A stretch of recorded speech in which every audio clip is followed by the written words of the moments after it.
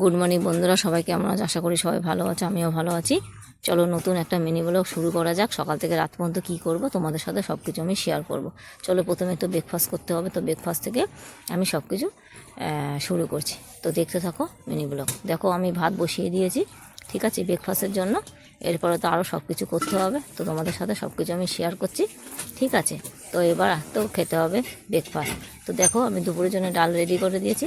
এরকম আমার সেজে বোনের মেয়ে এসছে বাড়িতে, আর সেজো বোন বসে আছে। দেখো দুজনে মিলে দুই বোনে খেলা করছে, আমার মেয়ের সাথে আর সেজো বোনের মেয়ের সাথে দুজনে খেলা করছে, ঠিক আছে। আর সেজো বোন এখানে বসে আছে, ঠিক আছে। তো চলো সব কিছু রেডি করি। লাঞ্চ বসিয়ে দিয়েছি, তরকারি আর সবজি।